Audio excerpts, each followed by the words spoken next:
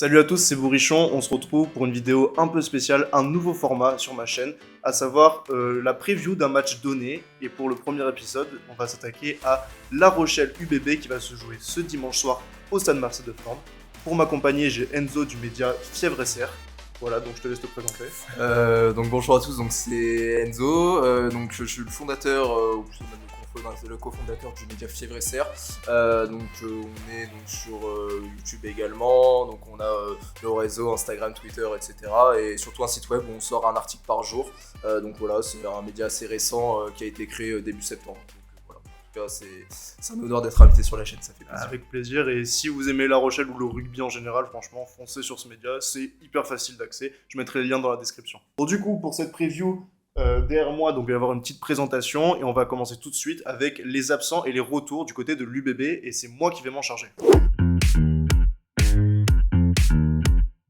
Du côté des absents, donc on a Jalibert, Lucu et Beauchaton qui sont pour moi les absents principaux. Jalibert et Lucu, c'est du repos parce qu'ils ont beaucoup enchaîné. Et Beauchaton, lui, s'est bloqué le dos à l'entraînement, donc il ne pourra pas jouer ce match. Donc, ce qui veut dire qu'avec la charnière de l'équipe de France en moins, ça va être Garcia et Lesgourg, puisque Abadi et Carbery sont également blessés. Donc, ça va être une charnière avec un bon jeu au pied, mais pas au niveau de jeu de Mathieu Jalibert et de Maxime Lucu, comme on a pu voir.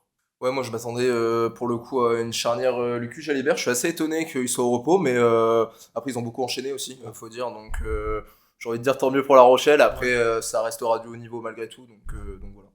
C'est sûr. Et après, on note aussi Nicolas Deporter qui s'est fracturé la pommette la semaine dernière contre Perpignan, qui sera absent environ un mois, voire plus. Et Adam Coleman, mais ça fait déjà plusieurs semaines, et donc il est touché au mollet, et il ne sera pas disponible avant un certain temps encore. Retour potentiel, un seul dans l'effectif. Je mets potentiel parce que je pense que ça sera Romain Buros qui sera titulaire, mais ça ne serait pas impossible de voir sur la feuille de match donc Nance Ducoing qui revient, qui n'a pas joué encore cette saison. À voir ce que ça va donner, s'il va retrouver le rythme du coup des matchs de top 14 et s'il va pouvoir intégrer cette équipe qui est dans une bonne dynamique. Absolument, Nance Ducoing qui a été absent pendant un bon moment. Là, à voir, oui, comme tu dis, s'il va revenir en forme. Voilà, surtout face à La Rochelle, quand même, c'est un gros duel pour les deux équipes. Donc, c'est un bon match pour revenir. Voilà, c'est un bon match. Et puis, on va voir s'il sera au niveau. C'est ça. Bon, maintenant, l'UBB, au niveau de l'effectif, c'est fini. On va passer maintenant à La Rochelle et avec une compo probable. Ouais, je vais m'en charger pour la compro probable. Donc on va revenir à un 15 beaucoup plus classique, un 15 un peu type, j'ai envie de dire, avec Wardy, Latou, Antonio. Alors hormis Latou qui enchaîne, d'ailleurs ça m'étonne beaucoup de la part d'Ogara, étant donné qu'il n'a pas fait un très bon match à Bayonne, ça a été très très compliqué et il fait pas un bon début de saison, faut le dire. Donc je m'attendais à l'Espio titulaire, mais apparemment l'Espio devrait être sur le banc, donc ça reste à voir. Après un attelage Lavo Skelton, c'est toujours très solide. Je pense que devant ça va ferrailler dur. Boudéan, Cancori, Aldrit, donc Aldrit qui sera numéro 8, hein, il n'y aura pas de doute. Voilà, troisième ligne très classique, du costaud, des vrais guerriers. Après, donc la charnière Carvalho-Astoy, pareil, c'est la charnière type, il n'y a pas de changement. Carvalho qui j'espère aussi va se mettre au niveau parce que c'est un peu compliqué en ce début de saison. Je l'ai trouvé un peu moins bon et d'ailleurs il est peut-être annoncé du côté de l'UBB. Ouais, ça reste à voir, mais c'est des bruits de couloir. Ensuite sur les ailes, Leeds et Noël qui revient dans le 15 titulaire. À voir comment ils vont enchaîner les deux. Leeds a eu un match très compliqué à Bayonne aussi, comme toute l'équipe de toute manière. Voilà, mais les deux CD sont très très enfants quand même en ce début de saison. Danti Seteni, pareil, c'est du classique au centre. Seteni qui revient pour le coup, qui était blessé. Il était pas là à Bayonne. Ouais. C'est ça, qui avait une gêne à l'adducteur, donc là qui devrait revenir a priori. Voilà, on va voir ce que ça va donner au centre. Et puis Brice Dulin derrière, toujours voilà, l'inusable Brice Dulin qui est toujours impérial. Donc voilà, je me fais pas de soucis. Après, sur le banc, on aura un banc un peu moins XXL que lors des derniers matchs, mais il y a du solide. Il y a du solide avec notamment l'Espio au poste de talonneur, Douglas, voilà, D-Lane, etc. Mathias Haddad qui va apporter toute sa fougue, etc. Donc voilà, je me fais pas trop de soucis et je pense que l'UBB va avoir du répondant. Ouais. Et à noter Kane Douglas qui va jouer contre l'UBB, son ancien club, il a passé 5 saisons de mémoire. Donc ça va être intéressant de voir ça. Et moi, ce que je note, c'est clairement le pack de La Rochelle qui s'est fait vraiment dominer à Bayonne. Ouais. Donc à mon avis, ils vont vouloir répondre et un peu se venger, même si c'est pas la même équipe. Donc ouais, ça se voit que là, ils vont affronter l'UBB physiquement. Ils sont pas là pour enfiler des perles, comme on dit.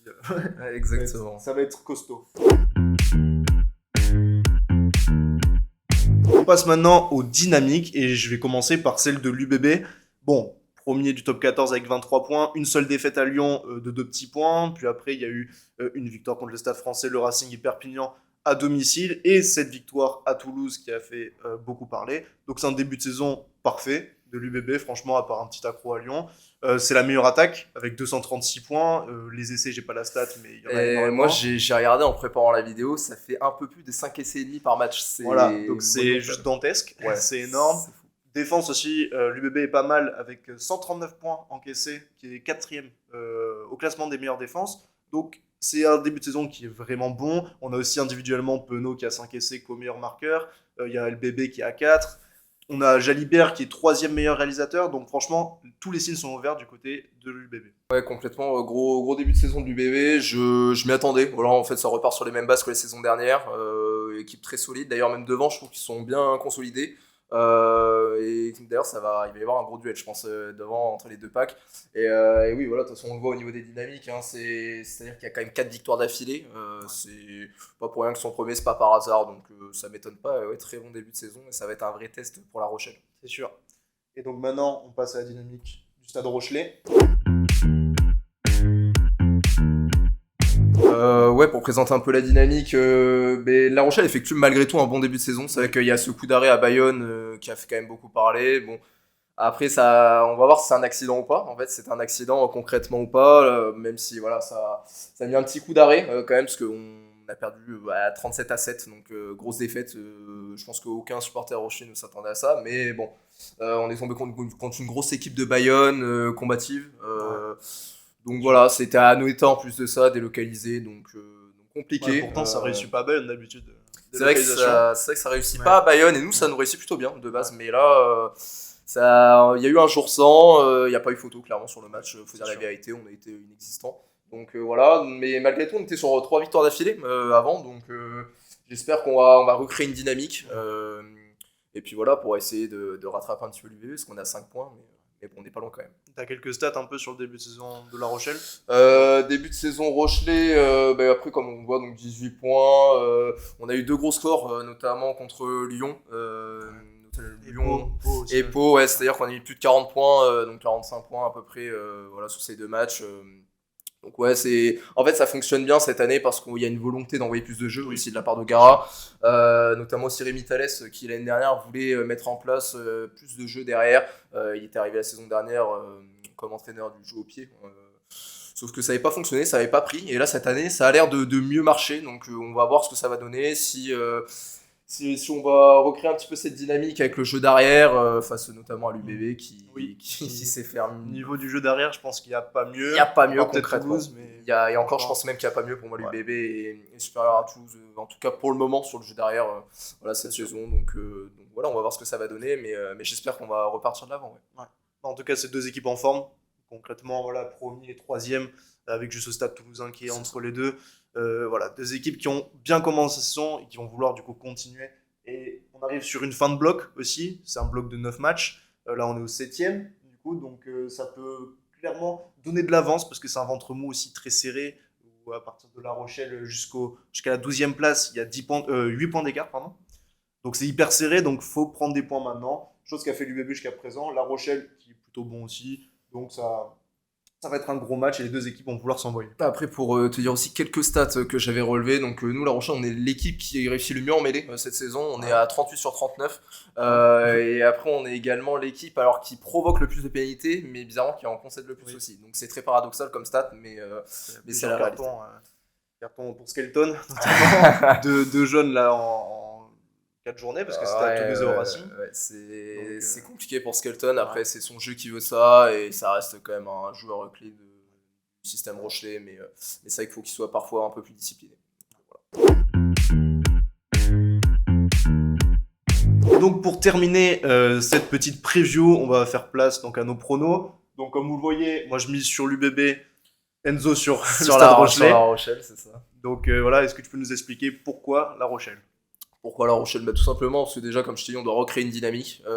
C'est-à-dire que là, on a eu un vrai coup d'arrêt à Bayonne et faut qu'on se rassure à De Flandre devant le public. Donc encore une fois, ça sera plein à craquer. Le 96e guichet fermé d'affilée. Donc c'est juste énorme. C'est bientôt les 100. Ça devrait tomber d'ailleurs contre le Stade Toulousain en janvier. Donc, voilà. C'est un beau signe du destin. Mais oui, on se doit de repartir un petit peu de l'avant, de montrer qu'on est conquérant, qu'on est un prétendant encore sérieux cette saison aussi. Puis forcément, on a ce derby un petit peu de l'Atlantique, entre guillemets, même si certains n'aiment pas trop l'appeler comme ça. Mais inévitablement, de par aussi le niveau des deux équipes, puis la situation géographique, voilà, forcément, on peut parler de derby. Donc voilà, je pense que oui, on va se rassurer, notamment avec les gros aussi dans un premier temps. Et puis après, j'espère qu'on va envoyer un petit peu de jeu derrière, voilà, aussi pour réaffirmer cette volonté de jeu derrière. Donc voilà, moi je vois une victoire rochelaise. Après, je pense pas que le bonus offensif ça va être serré. Pour moi, je saurais pas te dire en termes de points, c'est très compliqué à dire. Mais je pense par contre que les deux ouvreurs vont avoir un rôle très très important à jouer. Et bonus def pour Bordeaux ou même pas? Franchement, c'est possible. C'est possible. Ouais, franchement, ça m'étonnerait pas. Moi, je vois, oui, une rencontre quand même relativement serrée. Je pense qu'on va gagner malgré tout, mais ça m'étonnerait pas qu'il y ait un bonus offensif bordelais. Moi, je vais dire l'UBB. Donc, pourquoi l'UBB? Tout simplement pour la dynamique, on l'a vu. Il y a cette victoire à Toulouse qui, je pense, est un match référence, en tout cas, au niveau de la symbolique. Et donc, on a vu que l'UBB a beaucoup galéré contre La Rochelle ces dernières saisons. D'ailleurs, vous avez fait un article là-dessus, là, sur la rivalité, qui est intéressant et je vous conseille d'aller le lire. Tout à fait. Donc, La Rochelle a longtemps dominé Bordeaux. Les rapports de force sont en train un petit peu de s'inverser. Donc, avec notamment cette victoire bonifiée l'an dernier à Chaban. Donc, moi, l'UBB pour la dynamique, pour la symbolique aussi, parce que ce derby de l'Atlantique aussi, en tout cas, c'est un match fort. Il y a l'UBB aussi qui a fait pas mal tourner contre Perpignan. Par exemple, Biel Biarré n'était pas là et je pense il va jouer. Devant aussi, que ce soit troisième ligne, deuxième ligne, ça fait que tourner. Donc, s'il y a des joueurs qui vont arriver frais, seul point d'interrogation, comme on en a parlé, la charnière, parce que Lesgour Garcia, c'est clairement la numéro 2, voire numéro 3. Donc, ça va être clé, comme tu dis, le poste d'ouvreur, ça va être clé. Donc, mais malgré tout, je sens que l'UBB va aller accrocher une victoire à La Rochelle et un peu, même dans le scénario qui s'est passé à Toulouse, je pense, pareil, hyper serré, ça va se jouer à rien, un détail, une faute à la con sur un rock à 5 mètres de la ligne, et voilà. Moi, je pense ça. Et en tout cas, après, ça peut se comprendre parce que c'est vrai que vous avez une grosse dynamique pour le coup actuellement. Et puis après, ça reste un match voilà, pour les deux équipes qui est très important, que les deux équipes ont coché clairement sur le calendrier. Donc l'UBB va vouloir faire un gros coup à De Flandre. Mais voilà, nous, il faut qu'on montre que voilà, dans notre entre, on est. Faut qu'on reste invaincu aussi, tout simplement, parce qu'on est invaincu pour le moment. Donc faut que ça continue. Deux équipes qui sont invaincues à domicile. C'est sûr ça. Ouais, donc voilà, cette preview est à présent terminée. Donc je rappelle, Fièvre SR, donc disponible sur le site internet, mais il y a aussi les réseaux sociaux. C'est ça, YouTube. Il y a donc déjà YouTube aussi dans un premier temps. On a créé une chaîne il n'y a pas longtemps. On fait aussi des débriefs d'ailleurs. Et Pablo d'ailleurs sera notre invité aussi. Ça sortira mardi.